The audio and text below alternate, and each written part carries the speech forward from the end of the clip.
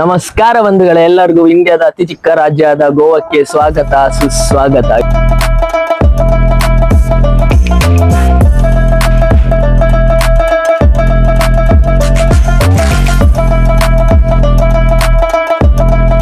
ಇದು ಯಾಕೆ ಅತಿ ಚಿಕ್ಕ ರಾಜ್ಯ ಅಂದ್ರೆ ಇದು ಬರೀ ಇರೋದು 3700 ಸ್ಕ್ವೇರ್ ಫೀಟ್ ಕಿಲೋಮೀಟರ್ ಅಷ್ಟೇ. ನಮ್ಮ ಇಂಡಿಯಾದಲ್ಲಿ ಬೇರೆ ಬೇರೆ ಸ್ಟೇಟ್ ನ ಯಾವ ತರ ಬ್ರಿಟಿಷರ್ ರೂಲ್ ಮಾಡ್ತಿದ್ರು ಅದೇ ತರ ಈ ಸ್ಟೇಟ್ ನ ಏನಪ್ಪಾ ಅಂದ್ರೆ ಪೋರ್ಚುಗೀಸ್ ಅವ್ರು ರೂಲ್ ಮಾಡ್ತಿದ್ರು.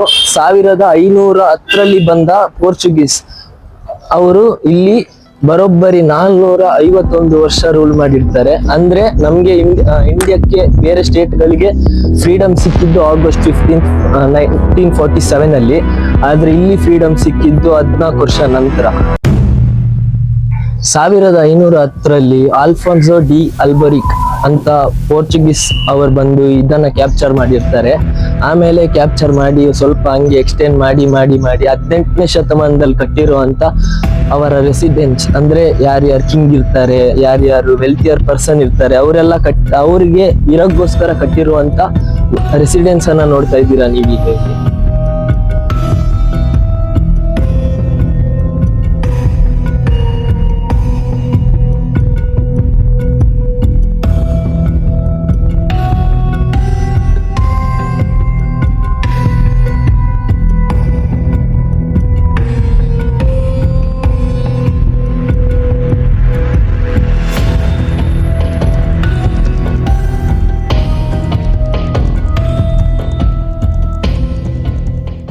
ಗುರು, ನೀವೀಗ ಇಲ್ಲಿ ನೋಡ್ತಿದ್ದೀರಲ್ಲ, ಈ ಚರ್ಚ್ ಹೆಸರು ಬಂದ್ಬಿಟ್ಟು ಲೇಡಿ ಆಫ್ ಇಮ್ಯಾನಿಕ್ಯುಲೇಟ್ ಕಾನ್ಸೆಪ್ಷನ್ ಚರ್ಚ್ ಅಂತ. ಈ ಚರ್ಚ್ ಅನ್ನ 1541ರಲ್ಲಿ ಫಸ್ಟ್ ಬಿಲ್ಡ್ ಮಾಡಿರ್ತಾರೆ.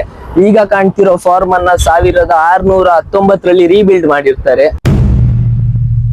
ಈ ಚರ್ಚ್ ಬಂದ್ಬಿಟ್ಟು ಆಗಿನ ಕಾಲದಲ್ಲಿ ತುಂಬಾ ಇಂಪಾರ್ಟೆಂಟ್ ರೋಲ್ ಪ್ಲೇ ಮಾಡ್ತಿರುತ್ತೆ. ಯಾಕಪ್ಪ ಅಂದ್ರೆ ಲಿಪ್ಸೋನ್ ಇಂದ ಬಂದ ಎಲ್ಲ ಸೈಲರ್ಸ್ ಇದನ್ನ ಒಂದು ಸ್ಟಾಪ್ ತರ ಯೂಸ್ ಮಾಡ್ತಿದ್ರು. ಅಲ್ಲಿಂದ ಬಂದು ಫಸ್ಟ್ ಗೆ ಎಲ್ಲೂ ಓಲ್ಡ್ ಗೋವಾಕ್ಕೆ ಹೋಗಕ್ಕಿಂತ ಮುಂಚೆ ಇಲ್ಲೇ ಬಂದು ಸ್ಟಾಪ್ ತರ ಯೂಸ್ ಮಾಡ್ತಾ ಇದ್ರು.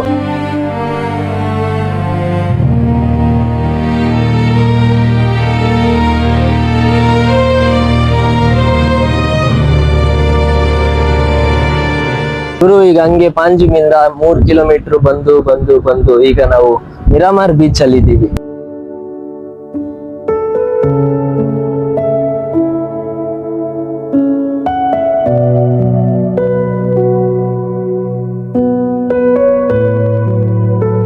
ಈ ಬೀಚ್ ನ ಮೊದಲು ಮಿರಾಮಾರ್ ಬೀಚ್ ಅಂತ ಕರಿತಿರ್ಲಿಲ್ಲ, ಗ್ಯಾಸ್ಪರ್ ಡಯಾಸ್ ಬೀಚ್ ಅಂತ ಕರಿತಿದ್ರು.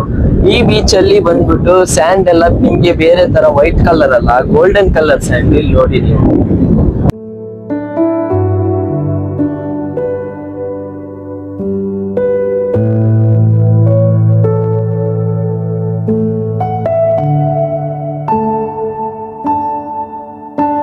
ಪಾಂಜಿಮು ಆಗ ಮೊದ್ಲು ತುಂಬಾ ಮೇನ್ ರೋಲ್ ಪ್ಲೇ ಮಾಡ್ತಿತ್ತು. ಮತ್ತೆ ಈಗ ಅದು ಕ್ಯಾಪಿಟಲ್ ಸಿಟಿ. ಮೊದ್ಲು ಪೋರ್ಚುಗೀಸ್ ಅವ್ರ ಕಾಲದಲ್ಲಿ ಇರ್ಬೇಕಾದ್ರೆ ಯಾರು ಎನಿಮೀಸ್ ಬಂದು ಅಟ್ಯಾಕ್ ಮಾಡಬಾರ್ದು ಅಂತ ಇಲ್ಲೊಂದು ಫೋರ್ಟ್ ಕಟ್ಟಿಸಿರ್ತಾರೆ. ಆ ಫೋರ್ಟ್ ಹೆಸರು ಏನಂದ್ರೆ ಫಾಂಟೆ ಡಿ ಗ್ಯಾಸ್ಪರ್ ಡಯಾಸ್ ಅಂತ.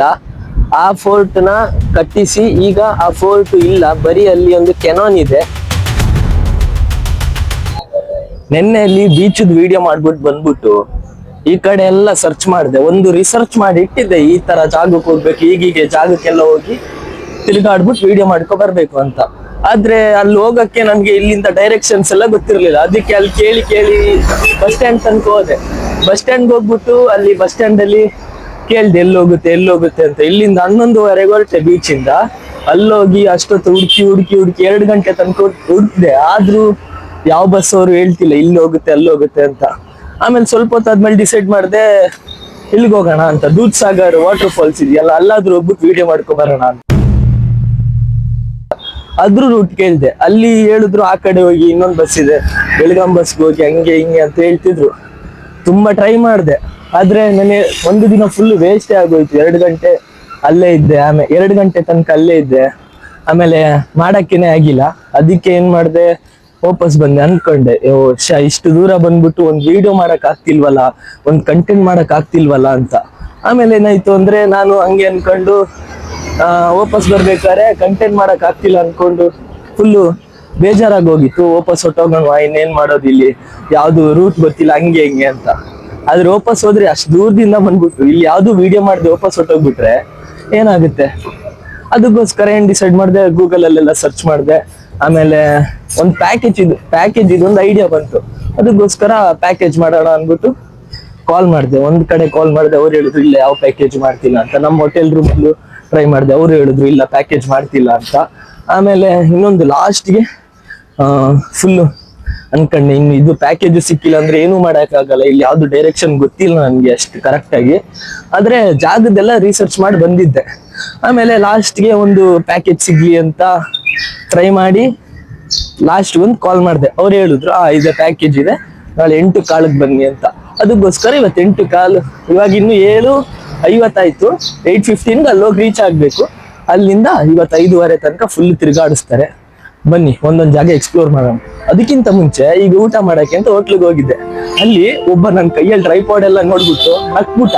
ಅಂದ್ರೆ ನಗೋದು ಅಂದ್ರೆ ನಿಮ್ಗೆ ಗೊತ್ತಾಗುತ್ತಲ್ವಾ, ಒಂದು ಬೇರೆ ತರ ನಗೋದು. ನನ್ಗೆ ಅದ್ರ ಈ ಸತಿ ಮಾತ್ರ ಅಕ್ವರ್ಡ್ ಫೀಲ್ ಆಗಿಲ್ಲ. ಯಾಕಂದ್ರೆ ನಗೋರ್ ನಗ್ತಾನೆ ಇರ್ತಾರೆ, ಖಾಲಿ ಎಳಿಯೋರು ಎಳಿತಾನೆ ಇರ್ತಾರೆ. ನಮ್ಮ ಪಾಡಿಗೆ ನಾವು ಮುಂದೆ ಹೋಗ್ತಾ ಇರ್ಬೇಕು ಅಷ್ಟೇ. ಇವರು ಎಲ್ಲರಿಗೂ 400 ವರ್ಷ ಹಳೆಯ ಅಗ್ವಾಡ ಫೋರ್ಟ್ಗೆ ಸ್ವಾಗತ ಸುಸ್ವಾಗತ. ಈ ಫೋರ್ಟ್ ಅನ್ನ 1612ರಲ್ಲಿ ಪೋರ್ಚುಗೀಸ್ ಅವರು ಕಟ್ಟಿಸಿರ್ತಾರೆ. ಯಾಕಪ್ಪ ಅಂದ್ರೆ ಇಲ್ಲಿ ಈ ಕಡೆ ನಾನು ಹೋಗಿ ತೋರಿಸ್ತೀನಿ, ಅಲ್ಲಿಂದ ಡಚ್ನವರ ಆರ್ಮಿ ಬಂದು ಅಟ್ಯಾಕ್ ಮಾಡ್ತಾ ಇರ್ತಾರೆ. ಅದು ಎನಿಮಿ ಆರ್ಮಿ ಅಲ್ವಾ, ಅದರಿಂದ ಇದು ಗೋವಾ ಅವರಿಗೆ ಮೇನ್ ಪಾರ್ಟ್ ಆಗಿರುತ್ತೆ, ಅಂದ್ರೆ ಕ್ಯಾಪಿಟಲ್ ಸಿಟಿ ಆಗಿರುತ್ತೆ ಪೋರ್ಚುಗೀಸ್ ಅವರಿಗೆ. ಅದಕ್ಕೆ ಸೇವ್ ಮಾಡಕ್ಕೋಸ್ಕರ ಈ ಪೋರ್ಟ್ ಅನ್ನ ಕಟ್ಟಿಸಿರ್ತಾರೆ. ಈ ಪೋರ್ಟ್ ಬಂದ್ಬಿಟ್ಟು ಫುಲ್ ಪೋರ್ಟ್ ಮುರಾಕಲ್ಲಿಂದ ಮಾಡಿರೋದು. ಈಗ ನಾನು ಸ್ವಲ್ಪ ಮೇಲೋಗ್ಬಿಟ್ಟು ತೋರಿಸ್ತೀನಿ. ಇಲ್ಲಿಂದ ಫುಲ್ ಕರೆಕ್ಟ್ ಆಗಿ ಅರೇಬಿಯನ್ ಸೀ ಕಾಣಿಸುತ್ತೆ.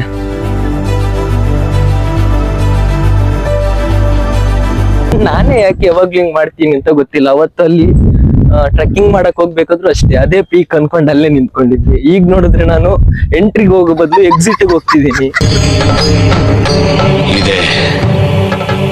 ಇಲ್ಲೊಂದು ಸಮಸ್ಯೆ ಖಂಡಿತ ಇದೆ, ಏನ್ ಮಾಡ್ತೀನಿ ಅಂತ ಗೊತ್ತಿಲ್ಲ. ಬನ್ನಿ, ಇಲ್ಲಿ ಎದುರುಗಡೆ ಕಾಣಿಸ್ತಿದ್ಯಲ್ಲ ಅದು ಈ ಟವರ್ ಇದ್ದು ಲೈಟ್ ಹೌಸ್. ಅಲ್ಲೇ ನಿಂತ್ಕೊಂಡೆಲ್ಲ ನೋಡ್ತಿದ್ದು ಯಾರಾದ್ರೂ ಎನಿಮೀಸ್ ಬರ್ತಿದಾರಾ, ಯಾರಾದ್ರೂ ಇದ್ದಾರಾ ಅಂತ. ನೋಡಿ ಅವ್ರು ಕಾಣಿಸ್ತಿದ್ಯಲ್ಲ,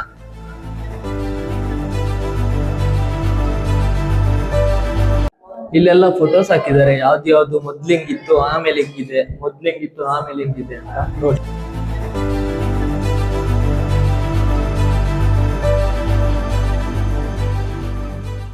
ಈಗ ಇಲ್ಲಿ ನೋಡ್ತಿದ್ದೀರಲ್ಲ, ಇದು ಲೈಟ್ ಹೌಸ್. ಅಗ್ವಾಡ ಫೋರ್ಟ್ ಇದ್ ಮೀನಿಂಗ್ ಏನಪ್ಪಾ ಅಂದ್ರೆ, ಪೋರ್ಚುಗೀಸ್ ಅಲ್ಲಿ ಅಗ್ಗೋ ಅಂದ್ರೆ ವಾಟರ್ ಅಂತ. ಈ ವಾಟರ್ ಅಲ್ಲಿ ಏನಂದ್ರೆ, ಈಗ ನಾನು ಹಿಂದೆ ನೋಡ್ತಿದ್ದೀರಲ್ಲ, ಇದು ವಾಟರ್ದು ಟ್ಯಾಂಕ್. ಈ ವಾಟರ್ ಟ್ಯಾಂಕ್ ಬಂದ್ಬಿಟ್ಟು 10 ಮಿಲಿಯನ್ ಲೀಟರ್ಸ್ ಇದ್ದು. ಇದು ಯಾವ್ದೇ ಸೇಲರ್ಸ್ ಬರ್ಲಿ ಯಾರೇ ಬರ್ಲಿ ಇಲ್ಲಿಂದ ಲೋಡ್ ಮಾಡ್ಕೊಂಡು ತಗೊಂಡೋಗ್ತಿದ್ರು. ಅಂದ್ರೆ ಅವ್ರಿಗೆ ಫ್ರೆಶ್ ವಾಟರ್ ಎಲ್ಲ ಬೇಕಿದ್ರೆ. ಅದಕ್ಕೋಸ್ಕರ ಇದು ಅಗ್ವಾಡ ಫೋರ್ಟ್ ಅಂತ. ಆ ಕಡೆ ಅರೇಬಿಯನ್ ಸೀ ಇದೆ, ಅದಾಮೇಲೆ ಹೋಗಿ ತೋರಿಸ್ತೀನಿ. ಇಲ್ಲಿ ನೋಡಿ ವಾಟರ್ ಟ್ಯಾಂಕ್.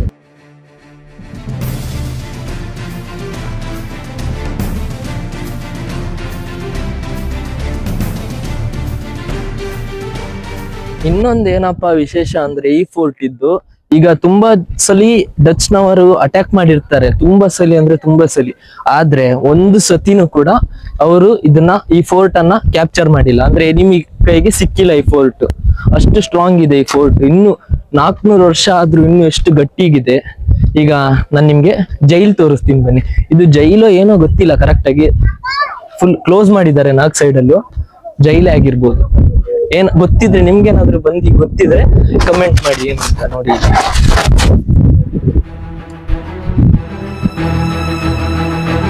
ನನಗ್ ಡೌಟ್ ಅದು ಜೈಲಲ್ಲ ಅನ್ಕೋತೀನಿ. ಅದ್ ಯಾವ್ದು ಗೇಟ್ ಹಾಕಿದ್ದಾರೆ, ಇನ್ನು ಒಳಗಡೆ ಹೋಗಕ್ಕಿರ್ಬೋದು, ಅಲ್ಲೆಲ್ಲಾದ್ರೂ ಜೈಲ್ ಇರ್ಬೋದು. ಮಾತ್ರ ಇದ್ರಲ್ಲಿ ಜೈಲ್ ಇದೆ. ಪೋರ್ಚುಗೀಸ್ ಅವ್ರ ಎರ ಮುಗಿದ್ಮೇಲೂ ಇಲ್ಲಿ ಜೈಲ್ನ ಯೂಸ್ ಮಾಡ್ತಾ ಇದ್ರು.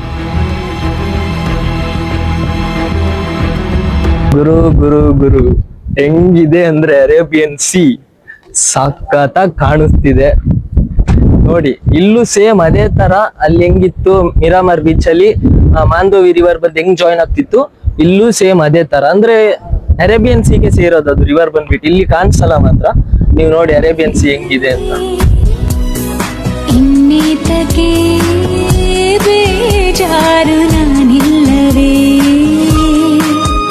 ಏನೆಂದು ಹೆಸರಿಡಲಿ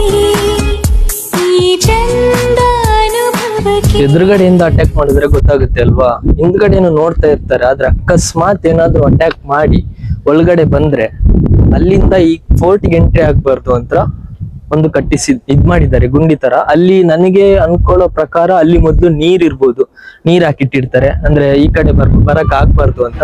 ನೋಡಿ ಅಲ್ಲಿ